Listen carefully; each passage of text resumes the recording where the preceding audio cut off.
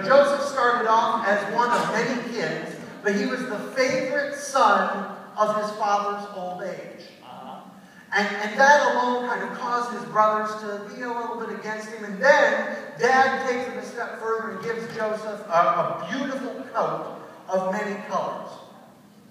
And that really enrages the brothers. They become very jealous to the point where they eventually attempt to kill Joseph. Have any of you ever thought about attempting to kill your siblings? I really. We have a few that admit it. We have a few in the crowd that admit it. Sometimes that just happens. Families can be that way. But Joseph, they don't end up killing him. They end up selling him into slavery. And once in slavery, Joseph gets to Egypt. He gets bought into the household of a man named Potiphar.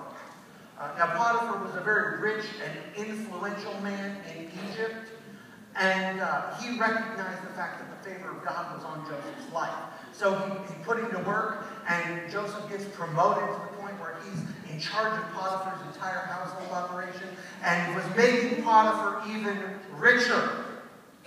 And things are starting to look up for Joseph. So he's a slave, but he's kind of running the show in Potiphar's house. But then Joseph is falsely accused by Potiphar's wife of a crime, of course, that he didn't commit. And because of who Potiphar was, even though his wife was a little less than reputable, Potiphar has to have Joseph thrown in prison. And that's not a fun situation. Joseph is in prison, and there he meets two individuals. Boys and girls, do any of you know who the two individuals were? Yes.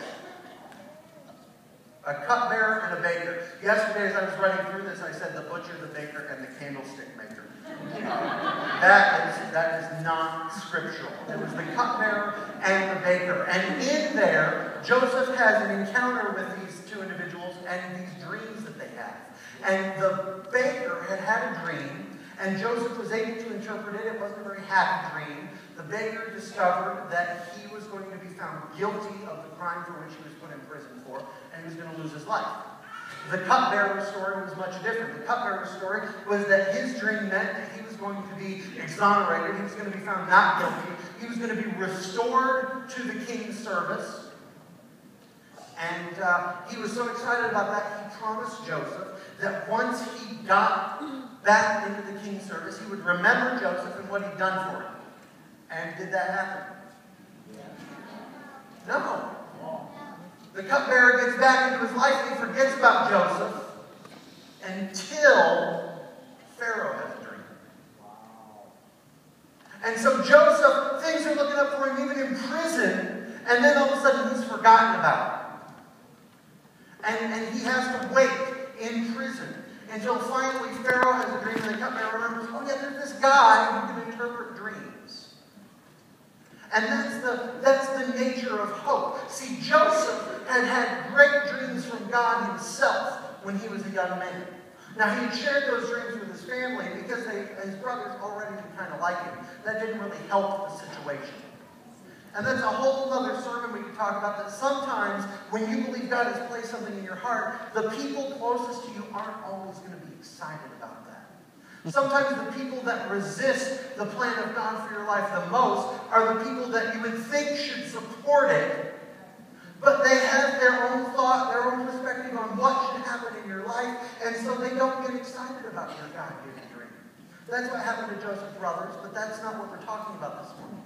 But he had these great dreams from God, and all of a sudden he'd been sold into slavery, and then things look up, and then he gets put into jail, and then things look up, and then he's forgotten about, until the very end. But all these God-given dreams that Joseph had, his dreams were kind of flushed down the toilet.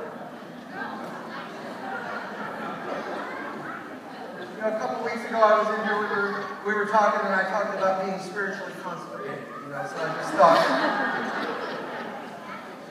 I just thought, why not take it the rest of the way? But you know what? Sometimes life happens that way, doesn't it? We have this God-given dream. We have something that we really believe God wants us to do.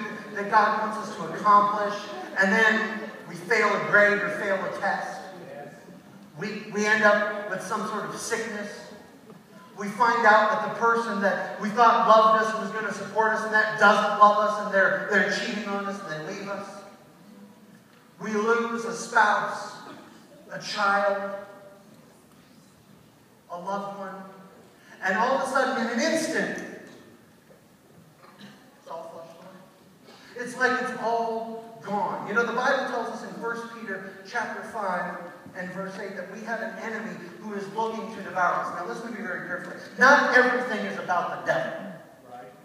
But we do need to understand that there is an enemy who is looking for opportunities to step into our lives and steal away the dreams that God has placed within us, to keep us from accomplishing our God-given plan and purpose in life. Why? Because the more glory we bring to Him, the more destruction we do for His kingdom. So we have an enemy who's looking to devour. He's looking for any opportunity where we make the wrong decision, where we sin, where we don't listen to God, that He can step in and steal away those dreams. Jesus tells us in John 10:10 that the thief comes to steal, to kill, and to destroy. How many of you have ever had a dream and something derailed? Something happened that changed the course, the direction of your life, and caused it not to happen. You're like me. I was going to be an astronaut, and then I had to go to school. More like, and then NASA disbanded. Well, you know, we dream about all sorts of things. And I have just a few of them. You know, we dream about getting a good education.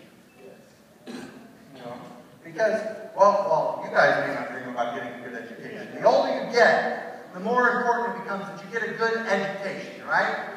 And maybe something happens and that doesn't work out the way that we want. But we want to get a good education because we want to be able to get that good job, right? We want to be able to get that job that we can enjoy, that's going to pay us a lot of money, that we can just work and retire when we're 30, and, you know, all those sorts of things.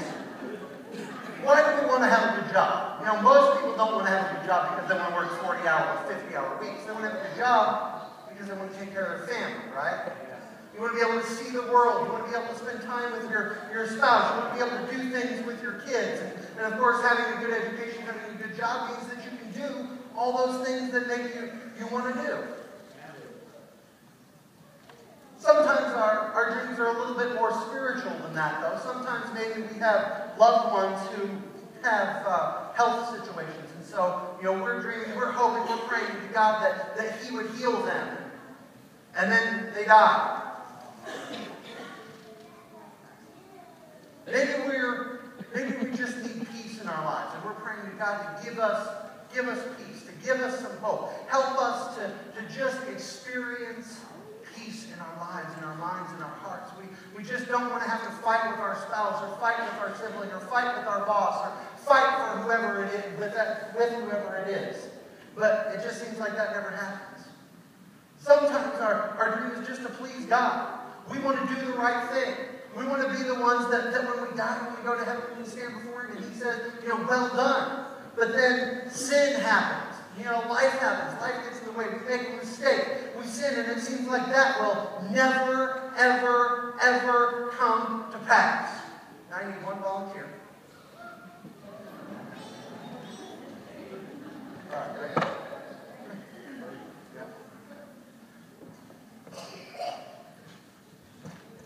I just want you to look in there. Make sure that they're really in there. You don't have to touch anything. Is it really in there? Okay. Now stand back. Please. See, it's not really connected to plumbing, so I had to improvise. Stand back. Maybe it's sin. Maybe it's just the circumstances of life. Maybe it's whatever. But something happens that derails those God-given dreams. And in an instant, it seems like it's all gone. We lose hope. Is it all gone? It's all gone, right? Thumbs up. There's nothing in there. All right. We'll go sit down. Thank you.